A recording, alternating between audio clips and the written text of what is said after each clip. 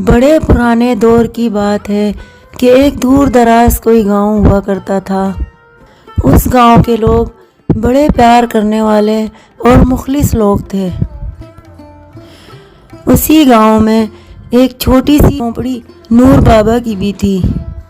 نور بابا بہت ہی نیک انسان تھے۔ ان کا صرف ایک ہی بیٹا تھا جس کا نام رحیم تھا۔ گھر میں رحیم کی بیوی کلثوم اور ان کے 3 چھوٹے چھوٹے بچے تھے۔ تینوں بچے بہت ہی پیارے اور خوبصورت تھے۔ وہ بچے گھر کی رونق تھے اور تینوں بچے ہر وقت اپنے دادا کے ساتھ کھیلتے تھے اور ان کا دل بہلاتے تھے۔ رحیم ایک ایماندار مزدور تھا جو گاؤں کے دوسری طرف پہاڑ پر جا کر پتھر توڑ کر وہ پتھر بازار میں لے جا کر بیچا کرتا تھا۔ رحیم کے پاس ایک گدھا بھی تھا جس پر وہ سواری کیا کرتا اور اپنا سامان لایا لے جایا کرتا تھا۔ رحیم کے ساتھ اس کا ایک دوست قدوس بھی تھا جو اس کے ساتھ پہاڑ پر جاتا اور پتھر توڑنے میں اس کی مدد کیا کرتا تھا۔ اس طرح اس کے بھی تھوڑے بہت پیسے بن جایا کرتے تھے۔ نادیہ جلدی آؤ، منہ ہاتھ دھو لو، کھانا ٹھنڈا ہو رہا ہے بیٹا۔ چلیے ابا، میں نے دسترخوان لگا دیا ہے، آپ بھی چل کر کھانا کھا لیں۔ رحیم بھی بس آتے ہی ہوں گے۔ اور اس طرح ان کی زندگی ہنسی خوشی اور سکون سے گزر رہی تھی۔ ایک دن شام ڈھل رہی ہوتی ہے اور رحیم کو گھر آنے میں دیر ہو جاتی ہے۔ کلثوم بہت پریشان ہوتی ہے۔ ابا، اتنی دیر ہو گئی، رحیم ابھی تک گھر نہیں آئے، مجھے تو فکر ہونے لگ گئی ہے۔ ارے بہو، رحیم ابھی تک نہیں آیا، یہ کہاں رہ گیا؟ میں جا کر دیکھتا ہوں۔ اللہ! رحیم پہاڑوں میں پتھر توڑتے توڑتے اچانک سے گر جاتا ہے اور ایک بھاری پتھر آ کر اس کی ٹانگوں پر گرتا ہے جس کی وجہ سے اس کی ٹانگیں زخمی ہو جاتی ہیں۔ رحیم کا دوست قدوس بھاگا بھاگا آتا ہے اور نور بابا کو ساری بات بتاتا ہے۔ گھر والے یہ بات سن کر پریشان ہو جاتے ہیں اور فوراً رحیم کو لے کر ہسپتال جاتے ہیں، لیکن افسوس رحیم ہمیشہ کے لیے اپنی ٹانگیں کھو دیتا ہے اور معذور ہو جاتا ہے۔ ابا، ہم لٹ گئے، برباد ہو گئے، ڈاکٹر نے رحیم کی دونوں ٹانگیں کاٹ دیں، اب رحیم چل پھر بھی نہیں سکیں گے، گھر کا گزارا کیسے ہوگا؟ اور مجھے اپنی نہیں، اپنے 3 معصوم بچوں کی فکر ہے، آخر ان کا گزارا کیسے چلے گا؟ وقت نے کروٹ بدلی اور حالات بد سے بدتر ہوتے چلے گئے، یہاں تک کہ گھر میں کھانے پینے کا سامان تک ختم ہو گیا۔ کلثوم تو جیسے تیسے گزارا کر لیتی تھی، لیکن معصوم بچے روتے تھے اور کھانے پینے کی چیزیں مانگتے رہتے تھے۔ نور بابا سے اپنے پوتے پوتیوں کی بے بسی نہیں دیکھی جاتی تھی۔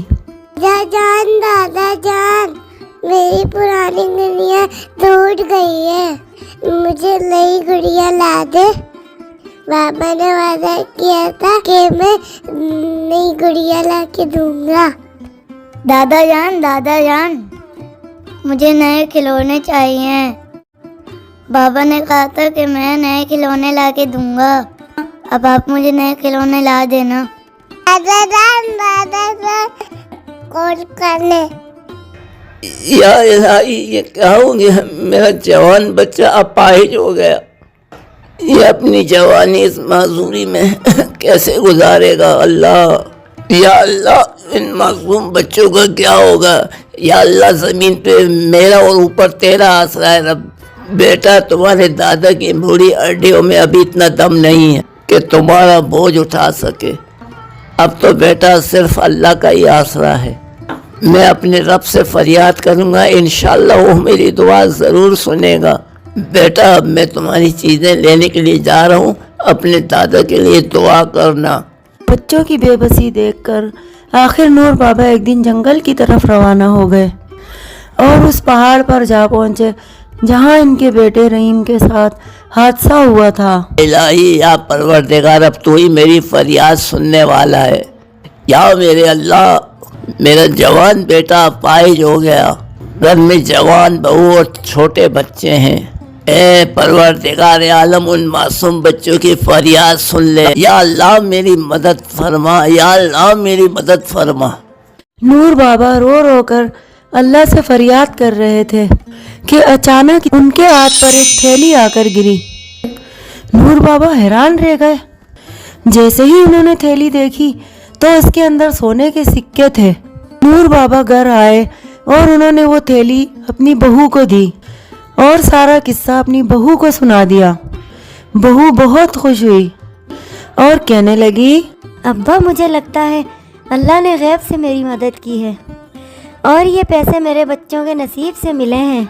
جیسے ہی رحیم کے دوست قدوس کو پتہ چلتا ہے کہ نور بابا کو ایک سکوں سے بھری تھیلی ملی ہے تو اس کے دل میں بھی لالچ جاگ جاتا ہے۔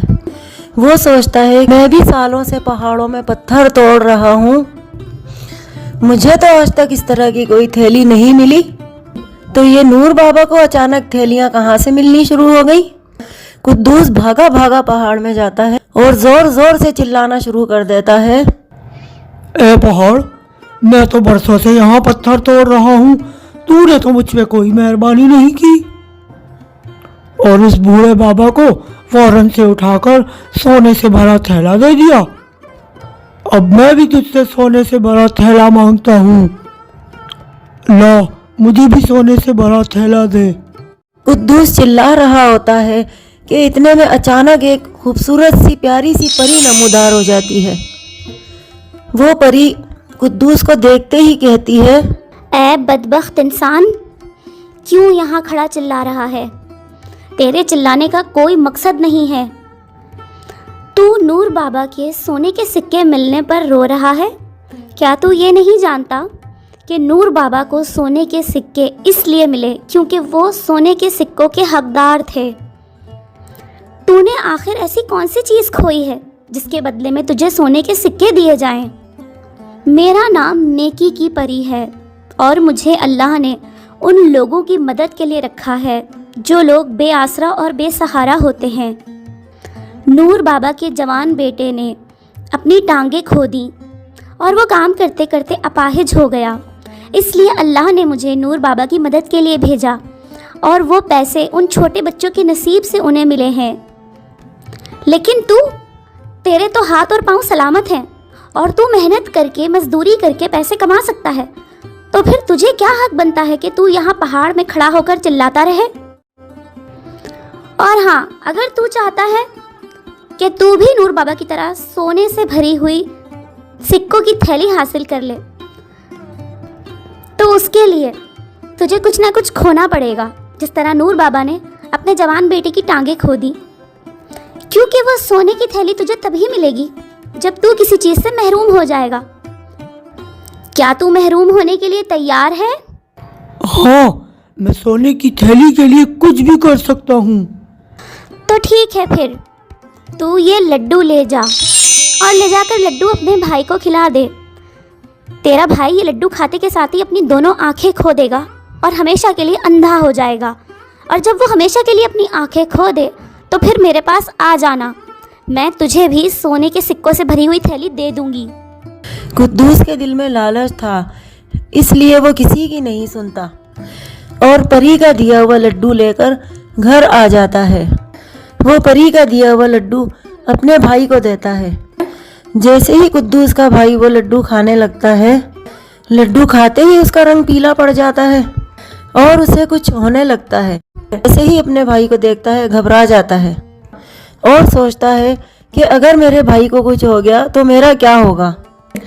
میرا بھائی میرے لیے بہت قیمتی ہے، اس کے بدلے اگر مجھے سونے کی ہزاروں تھیلیاں بھی مل جائیں تو بیکار ہیں۔ بس یہی سوچ کر قدوس بھاگا بھاگا پہاڑ کی طرف جاتا ہے اور رونا شروع کر دیتا ہے۔ اتنے میں پری دوبارہ نمودار ہوتی ہے۔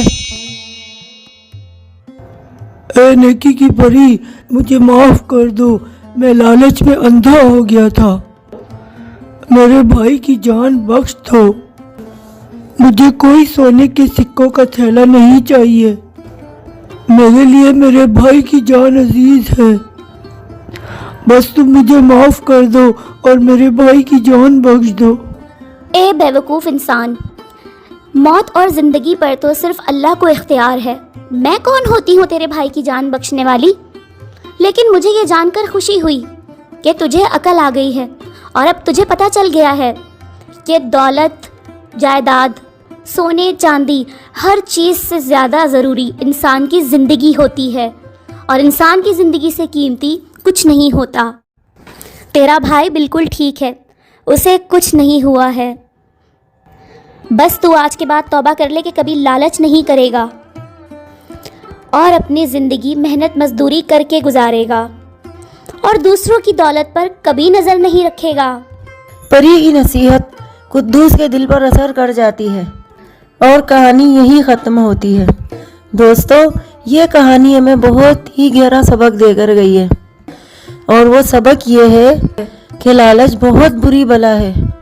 हमारे पास जो कुछ भी हो हमें उसी में खुश रहना चाहिए। बाज़ दफ़ा ज़्यादा की लालच हमें बर्बाद कर देती है। इंसान के लिए सबसे कीमती उसके अपने रिश्ते होते हैं, जिसके बदले सोने के पहाड़ भी कोई अहमियत नहीं रखते।